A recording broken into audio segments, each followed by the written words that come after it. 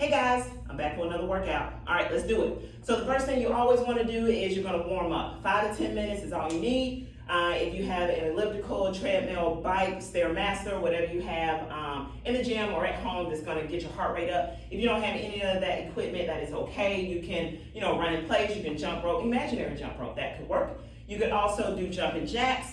You can do high knees. You can run around your home. You can run up and down the stairs, whatever that's going to get that heart rate up so you can get nice and warmed up for the workout.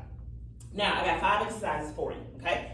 The first one is going to be alternating reverse lunge and press, all right? Number 2 is going to be row with a kick back. 3, chest press, flutter kick. 4, squat into squat jump. And then push up and hit this, all right? So, first things first. You guys are going to grab dumbbells, and what you're going to do is you're going to have your arms bent right at your shoulders, just like so, palms facing each other. All right, what you're going to do is you're going to take one leg back, don't care which, because you're going to alternate anyway. So for right now, I am going to take my right leg back, and I'm going to have the balls of my feet match the floor, and I'm going to come down, knee towards the floor, okay? Both knees are bending, but that back knee is trying to touch the floor. This knee is bending at about a 90 degree. If you can go any lower, if not, that is quite all right. Now, once you come up, you're gonna press, okay? Then you're gonna reverse, or I should say alternate. And you're gonna switch legs like so. Now, I have you pressing on your way up, okay? So you wanna focus on the lunge first, then the press second. So you're gonna step back, lunge into it, make sure you balance, come up and press. Now, when you press, you do not have to lock your elbows. You wanna come up, bring it back down, shoulder level, and then we're gonna switch, like so. Now, for a modification, you can always go down in weight. For a modification for the knees, because the knees just might not like it, you don't have to go down as far. So step back, slight bend there, come up, step back, lunge, and come up, okay? Now, the next one is number 2, row and kick back, all right? Or I should say lawnmower, that's what we like to call it. So what you guys are gonna do is you're gonna have both feet together, or if you have back issues and want to protect your back, you can have 1 foot forward, 1 foot back. All right, so what you're gonna do is you're gonna lean forward from the waist. The arms are in front of you here, your back is flat. You're gonna roll up the side boob, you're gonna keep those elbows nice and high, and you're gonna kick back like so, straightening those arms, bend it back in, set it back down. All right, side view here. Again, everything nice and tight. I'm gonna row it, keep my elbows in. You don't want your elbows to pop out. Keep it here, stand back, bring it in and down. Also, when you go to lift, don't drop your elbows to kick back. More than likely the weight is too heavy. So go down a little bit in weight if you're doing it that way. So, gonna row, hold it, kick back, bring it in, down. Again, for that modification, keep your stomach nice and tight. 1 foot forward, 1 foot back, bringing it through here. Same deal, same movement. All right, now, next one. I have a nice little mat here, but also if you have issues with getting down on the floor, you can use a bench or stepper as well. So you're gonna come on down to the floor. You're gonna lay it down. You're gonna have your weights in hand. You're gonna lay it back on the floor, legs are up. You want your legs about a 45-degree angle because we are gonna flutter kick. As you flutter kick, you're gonna chest press at the same time. There's no stopping us now. All right, so you're gonna lay it back. You're gonna have your legs up together. And then when you go to flutter kick, you're going to split, kind of like up and down movement, right? Head is down, back is flat. So make sure your back is really pushed down into the floor. All right, so as I flutter kick, I'm pressing straight up and down. I do want my elbows to touch, and I'm about side boob. I'm coming straight up. Again, don't lock the elbows. Coming straight up towards the ceiling and back down. I'm okay with you guys even touching the weight and coming back down. Either one works for me. All right, so you want to kick. Now, to make it a little harder, you bring the legs a little bit lower, but also remember to keep your lower back on that pad. The minute you arch it, it's going to put pressure on your back, and we don't want that, okay? So, to take the pressure off, you stay with your legs up, okay? If you cannot keep the back down, but if you can, really go for it.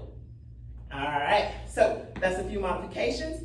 If the weight is too heavy, by all means go down in the weight, especially for the shoulders and the chest when you come straight up and down. For your neck, don't lift up. I'm just explaining to you guys what you're doing, but you do want to keep your head down and looking up, okay? Just like so. Don't forget to breathe. Keep everything nice and tight. And then what you're gonna do is you're gonna stand up. We got squat into a squat jump, which is number 4. So squat into a squat jump.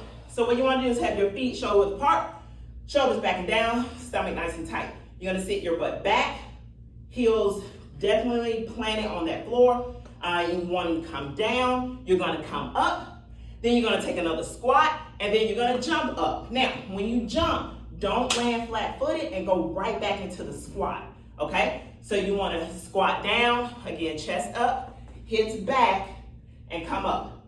Then you're squatting down into a jump, back down into the squat for another squat jump, okay? Now, for a modification, you do not have to go down as low here, right? Or you can come up on the toes.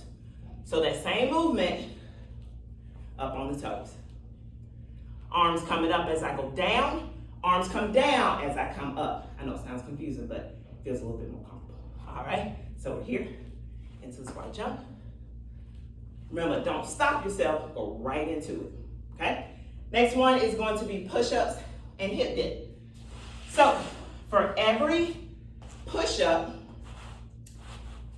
or at least every 5 push-ups, you're gonna give me 5 hip dips. So you guys are gonna have your hands shoulder width apart, your feet, it can be either together or a little bit wider than hip level. All right, you guys are gonna come down, down and up, 2, 3, 4. Now you can always come down on the toes and come down and up. That's perfectly all right. And then you're gonna come back on the toes, hip dip. So you wanna push the hips from one side to the other, twist it here. So you're trying to get one side of your hip to go towards the floor, not touching the floor. Then the other side to do the exact same, okay? So you're twisting right at the waist. So you're here. Now, you can count it one of 2 ways. You can count right and left as 1, or 1, 2. You can count each side. Now, once you are done and you're like, oh, I don't know if I can, my shoulders just don't like it, I can't keep myself up, I can't go down as far as I want to, you're more than welcome to use an incline. And that will look like this. So you're using a bench or stepper, all right, same deal. And if you have wrist issues, again, you're more than welcome to use a dumbbell or handles. You guys are gonna come down. All right, 2, 3, 4, take everything with you. 5, right?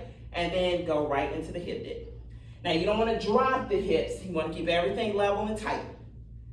Take it over and back. All right. And that, you guys, is how you do the push-up hip dip, as well as the workout.